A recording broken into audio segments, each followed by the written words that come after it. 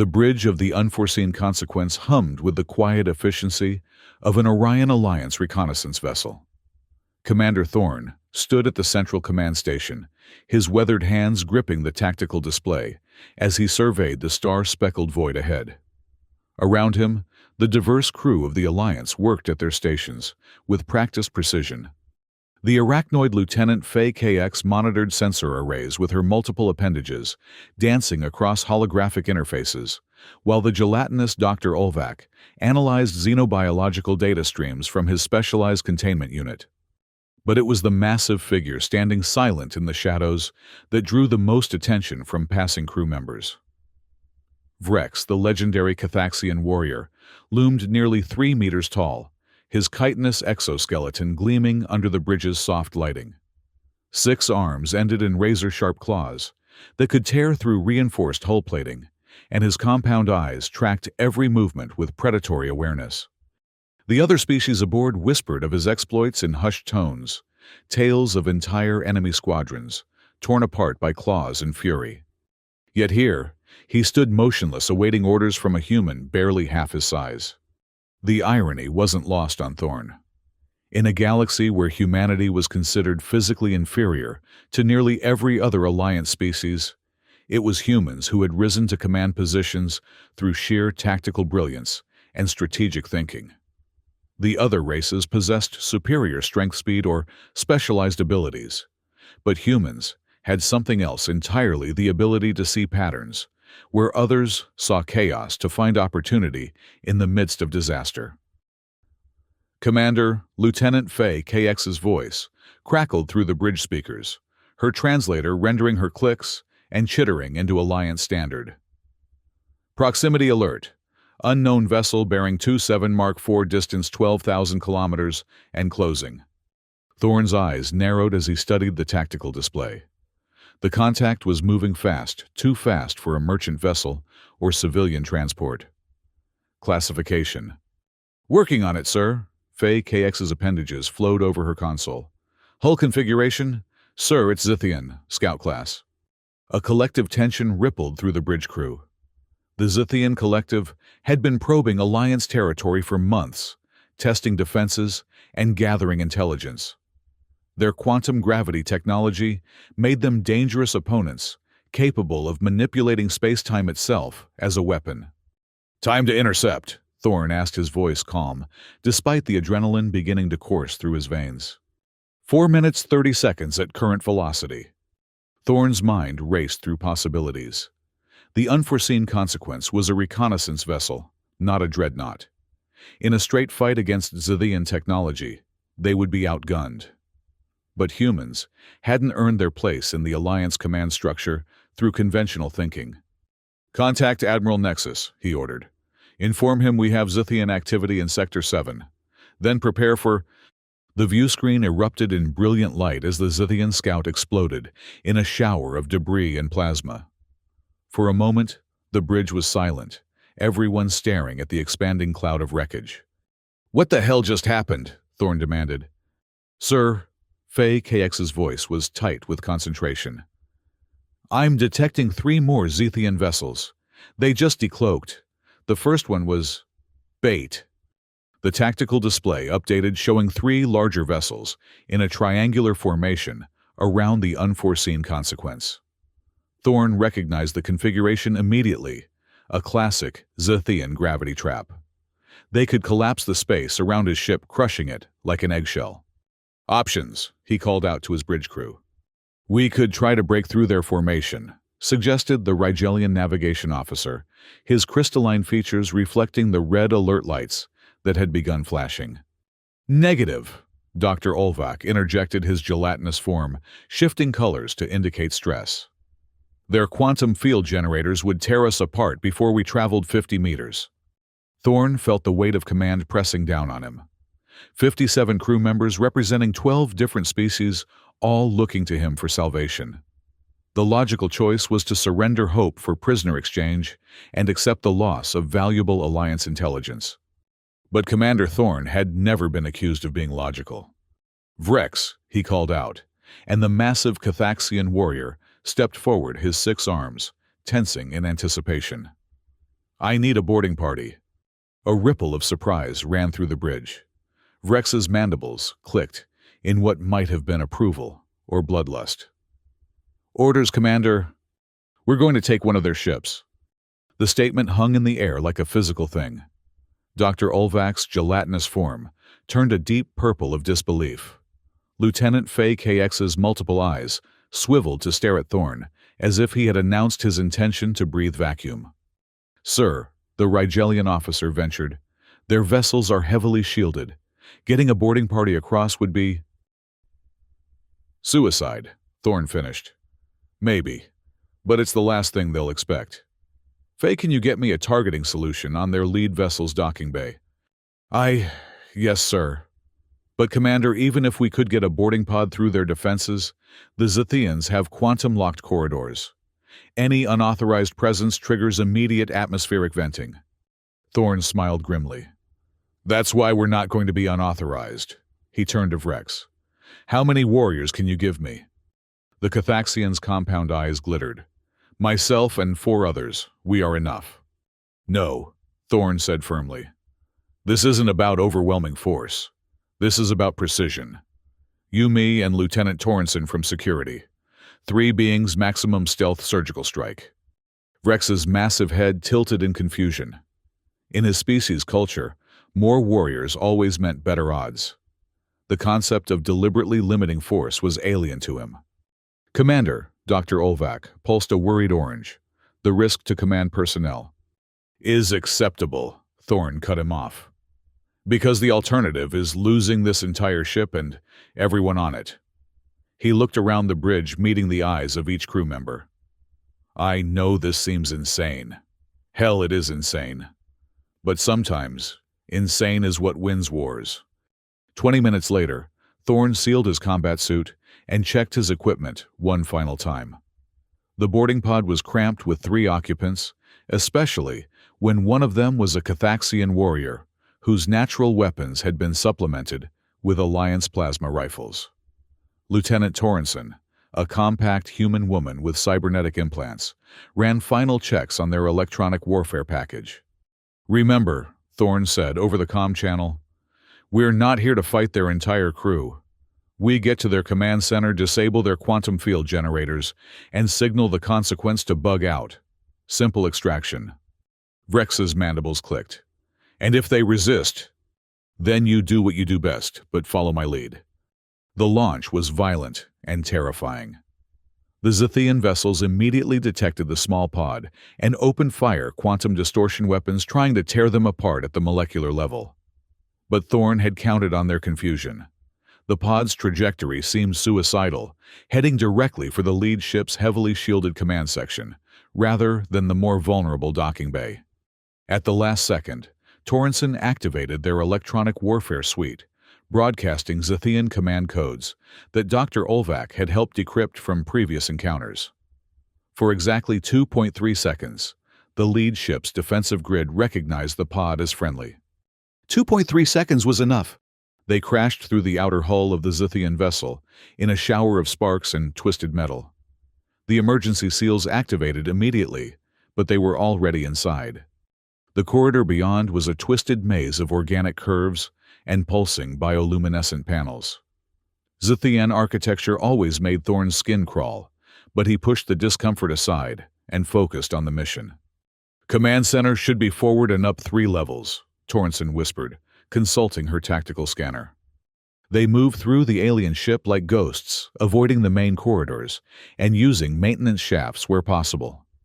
Twice they encountered Zethian crew members, but Vrex dispatched them with swift, silent efficiency before they could raise an alarm. It was on the 3rd level that everything went wrong. They rounded a corner to find themselves facing a squad of 6 Zethian warriors, their quantum rifles already trained on the intruders. The alien soldiers clicked and hissed orders in their native language, but their meaning was clear: surrender or die. Thorn saw Vrex tense, saw the Cathaxians' 6 arms position themselves for a devastating charge that would likely get all 3 of them killed. In that moment, facing impossible odds, the apex predator of known space did something that would become legend. He looked to Thorn and asked, "Orders, Commander." Time seemed to slow. Thorn's mind raced through possibilities, calculating angles and timing. The Zithians had superior position and firepower. A frontal assault would fail. But humans had learned long ago that the best way to win an unfair fight was to change the rules. "Torrenson gravity mine on my mark," he whispered. "Vrex, when the corridor tips, go low and left." The Zithian squad leader barked another order, apparently losing patience with their prisoners. Weapon barrels began to glow with quantum energy. "Mark." Torrenson slapped the gravity mine against the wall and activated it. For a heartbeat, nothing happened.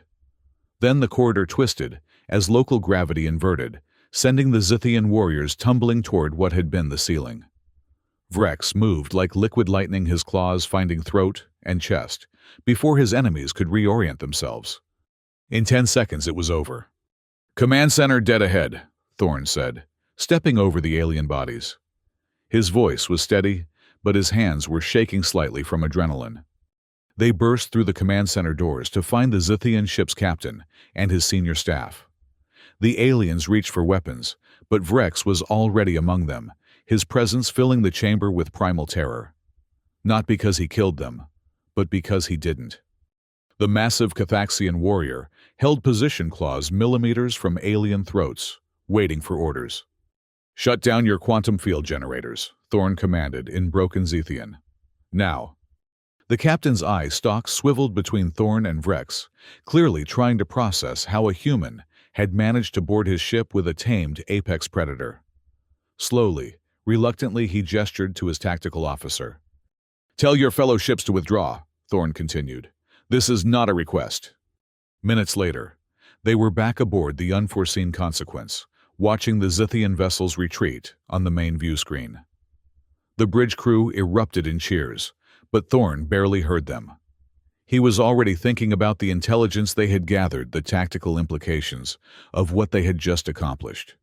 "Sir," Lieutenant Faye KX approached her translator, giving her voice an emotional undertone he'd never heard before. "The crew is saying this is impossible, that humans cannot command the respect of apex predators." Thorn glanced at Vrex, who stood at attention nearby. "What do you think, warrior?" The Cathaxian's mandibles clicked in what Thorn had learned was amusement. "I think they do not understand strength, Commander. Physical power is easy. Any beast can kill. But to know when to kill, when to spare, when to risk everything for others. This is true strength." 3 days later, Commander Thorn found himself in Admiral Nexus's office, aboard the battlecruiser Triumphant. The Kraxan Admiral's 4 arms gestured emphatically as he reviewed the mission reports. Unprecedented. Nexus rumbled his translation device, rendering his growls into Alliance standard. "You captured a Zithian vessel intact, recovered their quantum field generator technology, and gathered intelligence on their fleet movements. The Strategic Council is very interested in your methods." "It was a team effort, Admiral," Thorn replied. "I couldn't have done it without my crew." "Yes, about your crew." Nexus leaned forward, his reptilian features serious. "There are reports that the Cathaxian warrior followed your orders, without question, even in combat situations, where his natural instincts would demand immediate violence." Thorn chose his words carefully. "Vrex is a professional. He understands that discipline and strategy often achieve better results than raw aggression." "Do you realize what you've done?" Nexus asked. "For the first time in recorded history, an apex predator species has demonstrated tactical subordination to human command. The implications for Alliance military doctrine are staggering." That evening, Thorn made his way to the recreation deck of the Unforeseen Consequence. The large common area was filled with off-duty crew members from multiple species, but conversation died as he entered. He could feel their eyes following him as he approached the corner table where Vrex sat, alone, methodically cleaning his claws. "Mind if I join you?" Thorn asked. The Cathaxian gestured to an empty chair. "You are troubled, Commander." It wasn't a question. Thorn had learned that Vrex could read emotional states with uncanny accuracy, part of his predatory heritage. "The Admiral thinks what we did changes everything," Thorn said. that it proves humans can command any species in the Alliance. And you disagree? Thorne was quiet for a moment, watching other crew members at nearby tables. He could see the mixture of respect and fear in their expressions. I think it proves something else entirely. We didn't succeed because I'm human. We succeeded because we worked together, because we trusted each other.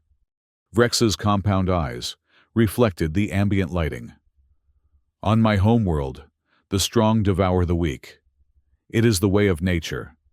But you showed me something different. You showed me that the truly strong protect the weak, even at cost to themselves. Is that why you follow my orders? Because you think I'm strong? The massive warrior considered this.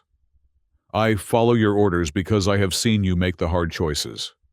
When faced with certain death, you chose to risk 3 lives to save 57. When faced with superior enemies, you found a way to turn their strength against them. This is not the strength of muscle and claw. This is the strength of wisdom. Their conversation was interrupted by Dr. Ulvac approaching their table, his gelatinous form a nervous green color. Commander, forgive the intrusion, but there's something the crew has been discussing. Thorne gestured for him to continue. They're calling what happened the Thorne maneuver, the xenobiologist explained. Word is spreading through the fleet. Other ships are requesting human command staff specifically to learn these tactics. It wasn't a maneuver, Thorne protested. It was desperation. Perhaps, Dr. Ulvac pulsed thoughtfully. But it was calculated desperation. You assessed the situation, identified unconventional options, and executed a plan that no other species would have attempted. The crew believes this is uniquely human. Vrex clicked his mandibles. Dr. Ulvac speaks truth. Cathaxian warriors are trained from hatching to fight and kill. We learn weapons tactics, the art of war, but we are not taught to think beyond violence. You showed me that sometimes the greatest weapon is not using weapons at all. I don't understand, Thorne said. When we faced the Zethian boarding squad, my instinct was to charge and kill. But you found a third option, change the environment itself. Turn their advantage into disadvantage. This is thinking I was never taught. Dr. Ulvac shifted to a pale blue of fascination. From an evolutionary perspective, it makes sense. Humans evolved as persistence hunters on a world where they were not the apex predator. You learned to use tools, cooperation, and unconventional tactics to overcome superior physical threats. These traits apparently translate remarkably well to space combat. Over the following weeks, as the unforeseen consequence continued its patrol route, Thorne noticed changes in how his crew interacted with him.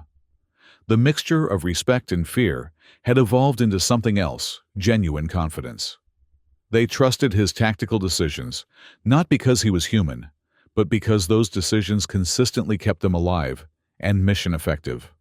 It was during a routine survey of an asteroid field that they encountered their next crisis. Lieutenant Faye KX's urgent voice crackled over the comm system. Commander, to the bridge immediately. We have multiple contacts bearing down fast. Thorne arrived to find the tactical display showing 5 Zethian vessels, much larger than the scouts they had encountered before. These were destroyers, armed with quantum torpedoes, and gravity well generators capable of tearing a ship apart from the inside out. Range, he asked, slipping into his command chair. 15,000 kilometers and closing. They've already detected us and are moving to intercept. Thorne studied the display, his mind working through possibilities. The asteroid field around them was dense, filled with spinning chunks of rock and metal that would provide cover, but also limit maneuverability. A conventional escape would be impossible. The Zethians were faster and had superior firepower. Options, he called out to his bridge crew. We could try to hide among the larger asteroids, suggested the navigation officer. Their sensors would find us within minutes, Dr. Ulvac interjected. Zethian quantum resonance scanners can detect metallic compositions through solid rock. What about the mining operation? Lieutenant Faye KX indicated a section of the display. There's an automated facility on asteroid designation 445 Alpha, still active according to sensor readings. Thorne leaned forward, studying the mining station's profile. It was a standard Alliance operation using fusion charges to blast ore from the asteroid's core. Dangerous work requiring massive energy discharges that could be detected across several star systems. An idea began to form in his mind, crazy and desperate in equal measure. "How long until the Zithians reach weapons range?" he asked. 8 minutes, sir. "Take us to the mining station, full speed." The bridge crew exchanged glances. Running toward a civilian facility, while being pursued by enemy warships, seemed like madness, but they had learned to trust their commander's unconventional thinking. Sir Dr. Olvak pulsed a worried orange. "If we lead them to the mining operation, the Zithians might target civilian workers." "The facility is automated," Thorne replied. "No crew aboard. And I'm not planning to lead them anywhere." He activated the ship-wide comm. "All hands prepare for combat maneuvers. We're about to do something that's either brilliant or suicidal." As the unforeseen consequence raced through the asteroid field, Thorne outlined his plan to the bridge crew. The mining station used fusion charges to break up asteroid material, timed detonations that sent shockwaves through the surrounding rock. If they could time their approach, correctly coordinate with the mining schedule. "You want to use industrial explosives as weapons?" Lieutenant Fay, KX's translator, couldn't quite convey her astonishment. "Not as weapons," Thorne corrected. "As camouflage. The fusion charges will mask our energy signature and create enough debris to hide our real escape vector." Vrex stepped forward from his position at the tactical station. "Orders, Commander." "When we reach the mining station, you're going to take a strike team and manually trigger the next scheduled detonation sequence. But you'll need to override the safety protocols and increase the yield by about 300%. The Cathaxian warrior's mandibles clicked approvingly. "This will create a significant explosion." "Significant enough to take out any ship caught in the blast radius," Thorne confirmed. "The trick is making sure we're not one of them." 5 minutes later, Vrex and his team were aboard a boarding pod racing toward the mining station, while the unforeseen consequence continued its apparently desperate flight through the asteroid field. The Zithian pursuers were gaining rapidly, their quantum weapons beginning to charge for long-range shots. "Strike team in position," Vrex reported over the comm. "Accessing mining control systems now." 30 seconds to weapons range," Lieutenant Fay KX announced. Thorne watched the tactical display with forced calm. Everything depended on timing now. If Vrex triggered the charges too early, the Zithians would have time to change course. Too late, and the unforeseen consequence would be caught in the blast. "Charges armed," Vrex's voice crackled with static from the asteroid's interference. "Yield increased to 400% of normal. Awaiting orders." The lead Zithian destroyer opened fire quantum torpedoes, streaking across space toward the fleeing Alliance vessel. Thorne waited until the weapons were committed, their course locked and unchangeable. "Execute!" The asteroid exploded.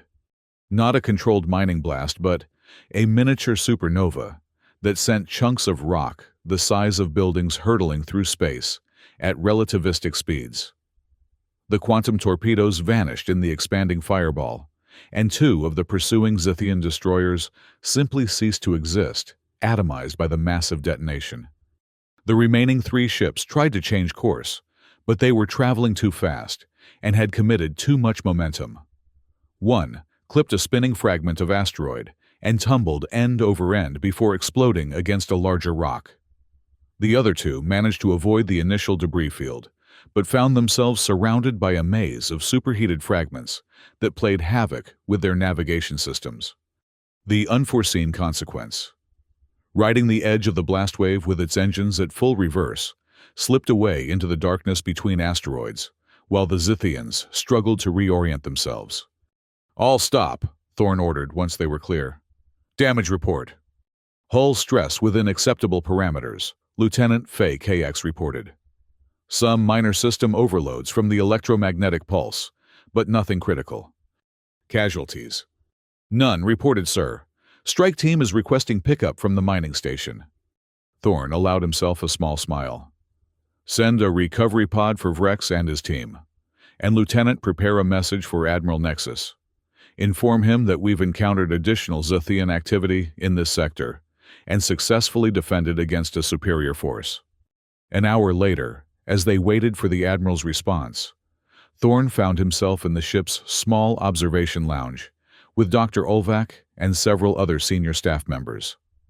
Through the transparent aluminum windows, they could see the aftermath of the explosion, a slowly expanding cloud of glowing debris that looked almost beautiful against the starfield. "I've been thinking about what happened today," Dr. Olvac said, his gelatinous form a contemplative blue. "And I believe I understand something fundamental about human tactical thinking." "Oh!" Thorne accepted a cup of coffee from the automated dispenser, grateful for the familiar taste of home. "Other species approach problems from their evolutionary strengths," the xenobiologist explained. "Cathaxians use overwhelming force. Craxans rely on coordinated pack tactics. Rigelians calculate optimal solutions through mathematical analysis. But humans seem to use the environment itself as a weapon." Lieutenant Fay KX clicked her agreement. "You turned a mining operation into a defensive system. In our first encounter, you used the Zithians' own gravity trap against them. It's as if you see the entire battlefield as a tool to be manipulated." "Maybe that's because we had to," Thorne mused. "Earth isn't exactly the most hospitable planet in known space. We had to learn to use everything available just to survive. Caves for shelter, rivers for transportation, weather patterns for agriculture. I guess we just applied the same principles to space combat." The conversation was interrupted by Vrex entering the lounge, his massive frame somehow managing to move with surprising quiet. The other crew members tensed slightly, an instinctive reaction to the presence of an apex predator, but Vrex paid them no attention as he approached Thorne. "Commander," the Cathaxian said formally, "I wish to understand something." "What's that?" "When I was on the mining station overriding the safety protocols, I had a moment of doubt. The explosion could have destroyed our own ship if the timing was wrong. Yet you trusted me to execute the plan perfectly, even though failure meant death for all of us." Thorne studied the warrior's compound eyes, seeing something there he hadn't noticed before: uncertainty. "You're wondering why I put that much faith in you?" "Yes. On my homeworld, trust is earned through dominance displays and combat trials. But you have never seen me fight a real battle, until recently, never tested my abilities against worthy opponents. How did you know I would not fail?" The human commander was quiet for a moment, considering his answer. "I didn't know. Not for certain. But I knew something else: you had never failed to follow orders, no matter how difficult or dangerous. That told me more about your character than any dominance display could." Vrex's mandibles clicked slowly. "Character. Your willingness to place the mission above your personal safety. Your ability to control your predatory instincts when the situation demanded it. Your commitment to the crew's survival, even when it conflicted with your natural behavior." Thorne gestured to the other beings in the lounge. "Those qualities make you more than just a weapon, Vrex. They make you a soldier." Dr. Olvac pulsed a warm golden color. "From an anthropological perspective, this represents a fascinating evolution in interspecies cooperation. Commander Thorne has essentially domesticated an apex predator, not through physical dominance, but through psychological integration." "I prefer to think of it as partnership," Thorne said diplomatically. "Call it what you wish," the xenobiologist replied, "but the implications are revolutionary. If humans can successfully integrate any species into their command structure through trust and tactical innovation, rather than traditional hierarchical dominance, it could reshape Alliance military doctrine." Their discussion was interrupted by the communication officer's voice over the ship's intercom. "Commander Thorne to the bridge priority message from Admiral Nexus." When Thorne arrived on the bridge, he found the main view screen displaying the Admiral's distinctive reptilian features. The Craxan's 4 arms were moving in patterns that indicated significant agitation. "Commander," Nexus growled, "your preliminary report mentions that you destroyed 5 Zethian destroyers using modified mining equipment." "That's correct, sir. The enemy force was attempting to establish a forward position in Alliance territory. We disrupted their operation and eliminated the immediate threat." With a reconnaissance vessel against 5 destroyers, the Admiral repeated slowly. Commander, are you aware that those ships represented approximately 1/3 of the Zithian Collective's total destroyer fleet in this sector? Thorne felt a chill run down his spine. No, sir, I was not aware of that. The Strategic Council is calling this the most significant single engagement victory in recent memory. They want a full tactical analysis of your methods, with particular attention to the role of interspecies cooperation in achieving mission success. Sir, I should point out that this was largely a matter of circumstance and opportunity, rather than— Commander. Admiral Nexus interrupted, his tone becoming more formal. You will report to Sector Headquarters within 72 hours for debriefing. Bring your senior staff, including the Cathaxian warrior. The Council wants to understand exactly how you accomplish this. The transmission ended, leaving the bridge in relative silence. Thorne stared at the blank screen, aware that his crew was watching him closely. Sir, Lieutenant Fay KX ventured, are we in trouble? Thorne considered the question. In his experience, being summoned before the Strategic Council could go either very well or very badly with little middle ground. I don't think so, but I suspect things are about to get complicated. Over the next 3 days, as they traveled to Sector Headquarters, Thorne found himself reviewing every decision he had made since taking command of the unforeseen consequence. The successful encounters with Zithian forces had been largely improvised, based on immediate tactical needs, rather than grand strategic planning. But the results spoke for themselves: 2 significant victories against superior forces with minimal casualties. What troubled him was the growing legend that seemed to be forming around these engagements. Crew members spoke of the Thorne maneuver as if it were a reproducible tactical doctrine rather than a series of desperate gambits. Other ships in the fleet were requesting human command officers, expecting them to perform similar miracles. The pressure of expectations weighed heavily on his mind. It was during this reflection that the final crisis struck. Commander, Lieutenant Fay KX's voice carried a note of panic that immediately brought Thorne to full alert. Quantum distortion detected dead ahead. Something's wrong with space-time itself. The main view screen showed what appeared to be empty space, but the sensor readings told a different story. Reality was twisted into an impossible spiral, creating a gravitational anomaly that defied conventional physics.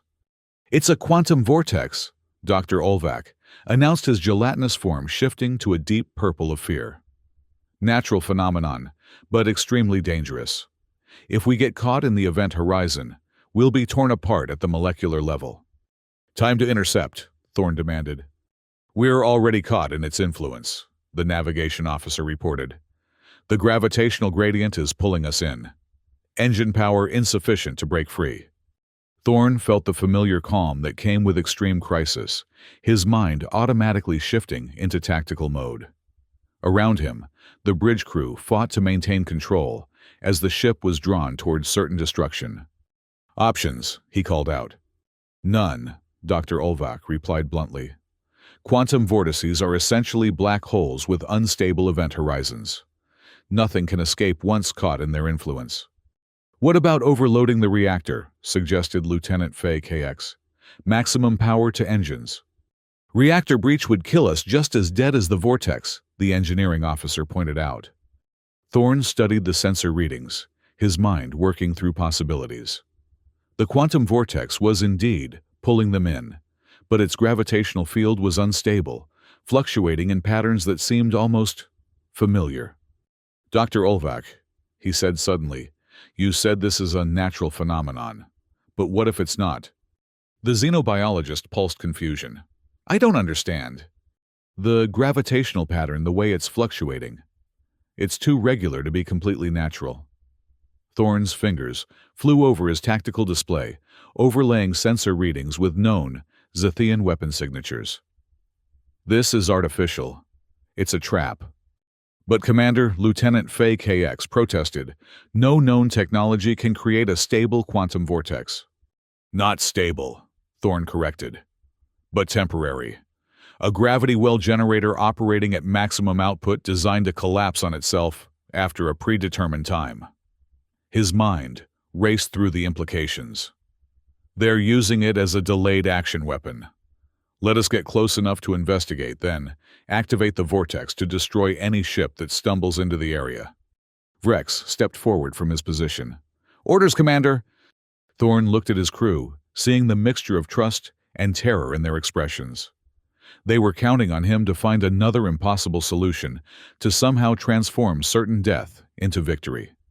For a moment, the weight of responsibility threatened to overwhelm him. These beings had followed him into danger based on faith in his tactical abilities, and now that faith might be misplaced. The quantum vortex was pulling them in with irresistible force, and conventional physics offered no escape. But humans had never been bound by conventional thinking.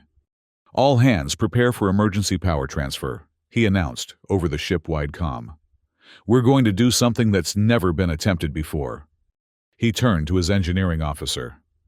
I need you to divert all power from life support artificial gravity and non-essential systems directly to the main reactor. Sir, that will cause a massive overload. The reactor will breach within minutes. Exactly, Thorn said grimly.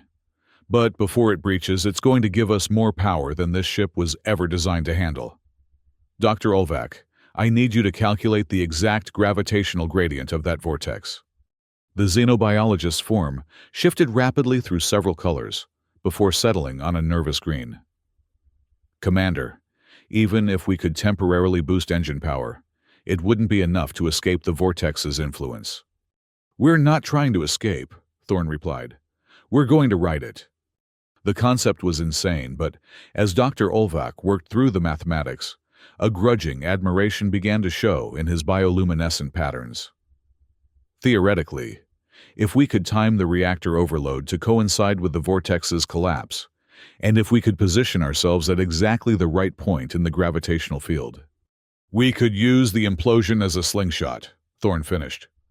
The collapsing gravity well would accelerate us beyond normal engine capability, essentially catapulting us clear of the area. The timing would have to be perfect, Lieutenant Fay KX warned. A few seconds too early or too late and we'll either be caught in the reactor breach or pulled into the vortex core.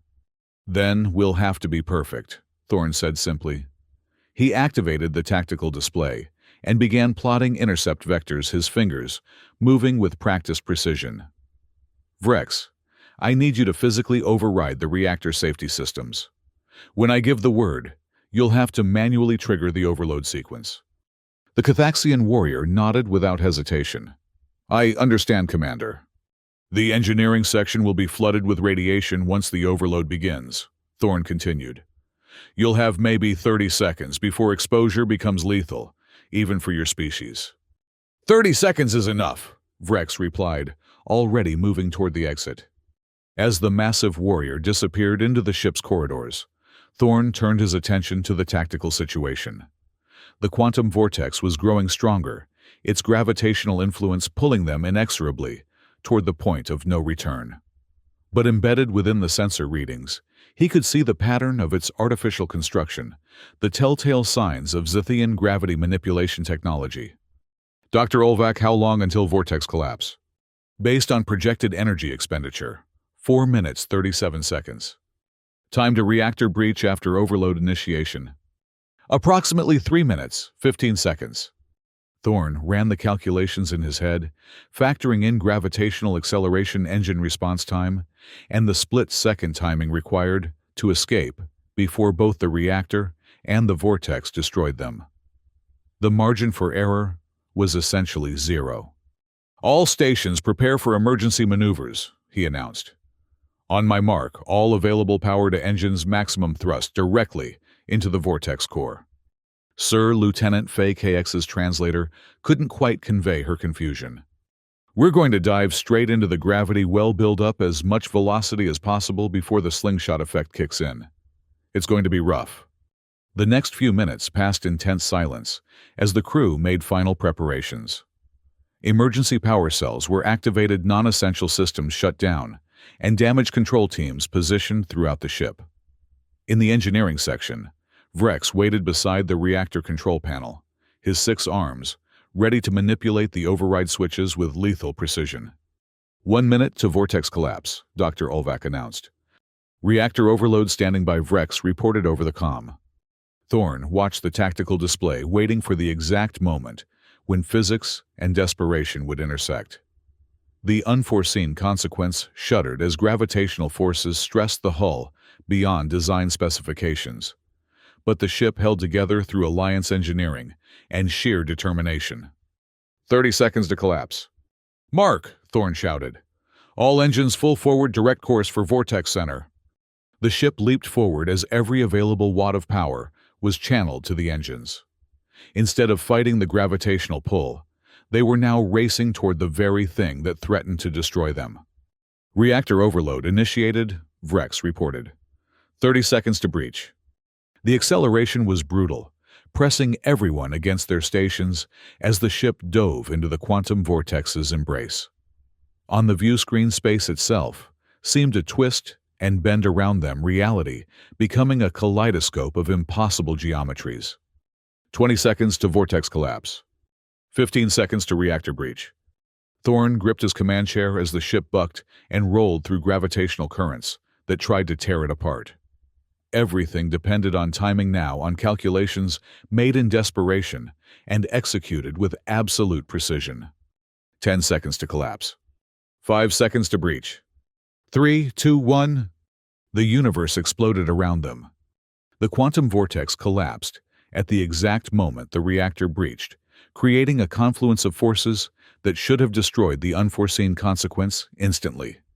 Instead, the collapsing gravity well caught the expanding energy from their reactor and shaped it into a directed burst of acceleration that sent the ship hurtling through space at velocities that no conventional engine could achieve. For several seconds, the bridge crew experienced forces that pushed the limits of their inertial dampeners. Then gradually, the acceleration decreased, and they found themselves coasting through normal space, their emergency systems automatically rerouting power and beginning damage assessment. Status report." Thorn called out, his voice hoarse from the strain. "Hull integrity holding," Lieutenant Fay KX reported. "Multiple system overloads, but nothing critical. Reactor, offline but stable. Casualties? None reported, sir. Emergency medical teams are checking all sections, but initial reports indicate the crew weathered the acceleration within acceptable parameters." Vrex. There was a moment of silence before the Thaxian warrior's voice crackled over the comm. "Engineering section secure, Commander. Reactor successfully contained. Some radiation exposure, but nothing my species cannot handle." Thorn leaned back in his command chair, allowing himself a moment of relief. They had survived another impossible situation through teamwork, trust, and tactical innovation. But as he looked around the bridge at his crew, he saw something that troubled him. They were no longer surprised by these miraculous escapes. What had once been desperate improvisation was now expected routine. The legend of human tactical superiority was becoming a self-fulfilling prophecy, and Thorn wasn't sure that was entirely healthy. "Sir," Lieutenant Fay KX interrupted his thoughts. "We're receiving a priority transmission from Admiral Nexus." The main view screen activated to show the cracks in Admiral's features, but his expression was different from their previous communications. Instead of formal military bearing, there was something approaching awe in his reptilian eyes. "Commander Thorn." Nexus began slowly. "Our sensors detected a massive energy discharge from your coordinates, followed by what appeared to be a quantum vortex collapse. Please explain how your ship survived what should have been a catastrophic spatial anomaly." Thorn chose his words carefully. "We encountered a Zethian gravity trap disguised as a natural phenomenon. Through careful timing and emergency procedures, we were able to escape before the trap could destroy us." "Escape," the Admiral repeated. "Commander, our readings indicate that you somehow used the gravitational collapse as a propulsion system, achieving velocities that exceed anything in our technical databases." "That's an accurate assessment, sir." Admiral Nexus was quiet for a long moment, his forearms moving in patterns that indicated deep thought. "Commander, the Strategic Council has asked me to convey their gratitude for your continued success against Zithian forces. However, they also wish to know if these tactical innovations can be replicated by other commanders." It was the question Thorn had been dreading. How do you systematize inspiration? How do you turn desperation into doctrine? "Sir, I believe the key factor is not any specific technique, but rather the willingness to consider unconventional solutions and the trust between crew members that allows those solutions to be implemented under extreme pressure." "Trust," the Admiral mused. "Yes, we've been analyzing your crew dynamics. The relationship between human command staff and non-human crew members appears to be unprecedented in Alliance military history. We're particularly interested in the cooperation between yourself and the Thaxian warrior." "Vrex is an exceptional soldier, sir. His abilities and dedication have been crucial to our mission success." "Indeed. Commander, upon your arrival at Sector Headquarters, you and your senior staff will be briefing the full Strategic Council on your methods.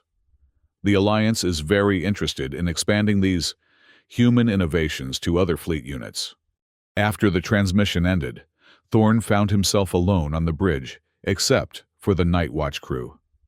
The unforeseen consequence was running on minimum power, while repair teams worked to restore damaged systems, giving the ship an oddly quiet atmosphere. He was reviewing damage reports when Vrex appeared beside his command chair, moving with his characteristic silent grace. "You are troubled, Commander," the Cathaxian observed. Thorn looked up at the massive warrior, noting the slight discoloration on his exoskeleton that indicated recent radiation exposure. "You should be in medical. Dr. Olvac needs to check you for cellular damage." "I have been examined. My species recovers quickly from such exposure." Vrex settled into a nearby chair that creaked under his weight. "You have not answered my observation." "I'm concerned about what we're becoming," Thorn admitted. "When I took command of this ship, we were just another reconnaissance vessel. Now we're being held up as an example of revolutionary military doctrine." "This troubles you." "It troubles me because I'm not sure we can live up to the expectations being placed on us. What we've accomplished so far has been largely improvisation and luck. What happens when our luck runs out?" Vrex's mandibles clicked thoughtfully. "On my homeworld there is a saying, 'The hunter who relies on strength alone starves when prey becomes scarce. The hunter who adapts survives when the world changes.' And your point is, perhaps what others call luck, we might call adaptation. You have shown this crew that survival depends not on following established patterns, but on finding new patterns when the old ones fail." The Cathaxian's compound eyes reflected the bridge's emergency lighting. "This is a valuable lesson regardless of whether it can be systematized." Thorn considered this perspective. "Do you think what we're doing can be taught to other crews?" "The specific tactics, perhaps not. But the mindset behind them. The willingness to question assumptions and trust in unconventional solutions." Vrex paused. "This could indeed be taught given the right conditions." "What conditions?" "Trust," the warrior said simply. "Everything we have accomplished depends on trust between crew members. Trust that allows a human commander to place an apex predator in critical positions. Trust that allows that predator to follow orders that contradict his fundamental instincts. Trust that allows an entire crew to attempt impossible maneuvers based on their commander's word alone." As if to emphasize his point, Lieutenant Faye KX approached their position, her multiple appendages carrying several data tablets. "Commander," she said, "I've completed the preliminary analysis of our recent encounters with Zithian forces. The tactical patterns are unusual." "How so?" "In each case, you've turned the enemy's advantages into disadvantages. Their superior firepower became a liability when you captured their ship. Their numerical superiority was neutralized when you used environmental factors as weapons. Their technological advantage was reversed when you used their own gravity trap against them." Thorn studied the data she presented, seeing the patterns laid out in mathematical precision. "What's your conclusion?" that what others perceive as uniquely human tactical thinking might actually be more broadly applicable. The key seems to be identifying the assumptions that both sides bring to a conflict, then finding ways to violate those assumptions in unexpected ways. Dr. Olvak approached from the direction of the medical bay, his gelatinous form, a comfortable blue, that indicated satisfaction with his recent examinations. "Commander," he said, "I've completed medical assessments of all crew members following our recent adventure. I'm pleased to report that everyone has recovered from the acceleration stress with no permanent effects." "Good to hear. How is morale?" "High," the xenobiologist replied immediately. "Remarkably high, actually. I've been conducting psychological evaluations as part of my medical duties, and the crew's confidence in command decisions has increased significantly over our recent missions." Is that unusual? Very. Typically, crews exposed to high-stress situations show increased anxiety and reduced trust in authority figures. But your crew demonstrates the opposite pattern. Each successful mission increases their willingness to attempt even more challenging objectives. Vrex clicked his mandibles. "Because they have seen that unconventional thinking produces results. They trust that their commander will find solutions even to impossible problems." "Which brings us back to the pressure of expectations," Thorne said wryly. "What happens when I can't find a solution, when unconventional thinking isn't enough?" Dr. Olvak pulsed a thoughtful green. "From a psychological perspective, that's not the right question. The question is, what happens when the crew's faith in unconventional solutions becomes so strong that they continue to find new answers, even if their original commander is no longer available?" The observation hung in the air like a revelation. Thorne realized that what he had been thinking of as personal tactical skills might actually be something more, a mindset that could be transferred to others, a way of approaching problems that went beyond any individual's capabilities. "You're suggesting that what we've created here is bigger than any one person's decision-making," he said slowly. "Exactly. You've taught this crew that impossible problems have impossible solutions, and that finding those solutions requires thinking beyond conventional limitations. That's not just tactical doctrine. It's a fundamental approach to problem-solving that could be applicable far beyond military situations." Their discussion was interrupted by an urgent communication from the navigation section. The night watch officer's voice carried a note of confusion that immediately captured everyone's attention. "Commander, we're receiving a transmission from a source that doesn't make sense according to our star charts." Thorne moved to the communication station where the duty officer was studying sensor readings with obvious bewilderment. "Explain," Thorne ordered. "Sir, the transmission is coming from coordinates that show empty space, according to all our navigation data. But the signal is definitely artificial, and it's using Alliance communication protocols." "Put it through." The view screen activated to show the interior of what appeared to be another Alliance ship, but the configuration was unfamiliar. The being addressing them was humanoid, but clearly not from any known Alliance species, with features that seemed to shift and blur as they watched. "Alliance vessel, unforeseen consequence." The figure said its voice, carrying harmonic overtones that no known translation system should have been able to process. "This is complicated to explain. We are representatives of a civilization that exists in a parallel dimensional framework to your own." Thorne felt his crew's attention sharpen around him. First contact situations were always delicate, but interdimensional contact was unprecedented. "This is Commander Thorne. State your intentions." "We have been monitoring your recent encounters with the species you call Zethians. Your tactical innovations have created ripples across dimensional boundaries. We need to discuss the implications." "What kind of implications?" The figure's features shifted again, resolving into something more recognizably humanoid. "The unconventional solutions you've been employing. They're affecting the fundamental structure of space-time itself.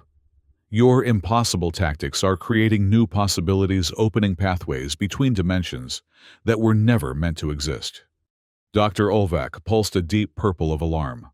Commander, if interdimensional barriers are being compromised, the consequences could be catastrophic, the figure confirmed. Or revolutionary. We're not entirely certain which. That's why we need to meet. Thorne found himself facing yet another impossible decision. Contact with an interdimensional civilization could represent the greatest opportunity in galactic history, or the greatest threat. And apparently, it was all somehow connected to his crew's unconventional problem-solving methods. Where and when, he asked. Coordinates are being transmitted now. And Commander, bring the Thaxian warrior. Apex predators are significant in dimensional theory. The transmission ended, leaving the bridge crew staring at coordinates that led to a location that shouldn't exist. Sir, Lieutenant Fay KX ventured. Orders? Thorne looked around at his crew, seeing the mixture of excitement and apprehension in their expressions. They had followed him through impossible situations before trusting in his ability to find unconventional solutions. Now, they were being asked to trust him with something that went beyond tactical innovation into the realm of fundamental reality itself. Set course for the coordinates, he said finally, and prepare for— I'm not sure what we should prepare for. As the unforeseen consequence changed course toward its appointment with interdimensional representatives, Thorne reflected on how much had changed since their first encounter with Zethian forces. What had begun as simple tactical innovation had somehow evolved into something that affected the very structure of reality. The ship's corridors buzzed with activity as crew members prepared for yet another impossible mission. But there was no fear in their movements, no hesitation in their preparations. They had learned to trust in unconventional solutions, to believe that any problem could be solved through creative thinking and cooperative effort.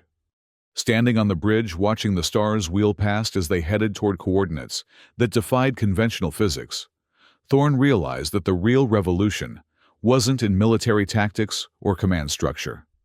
It was in the fundamental belief that impossible was just another word for not yet solved. And with that realization, he began to understand why an apex predator would run to a human for orders. Not because humans were physically superior, but because they had learned to make the impossible seem routine. The first thing the apex predator did in combat was run to the human for orders. But the last thing that human did was prove that following those orders could change the very fabric of reality itself.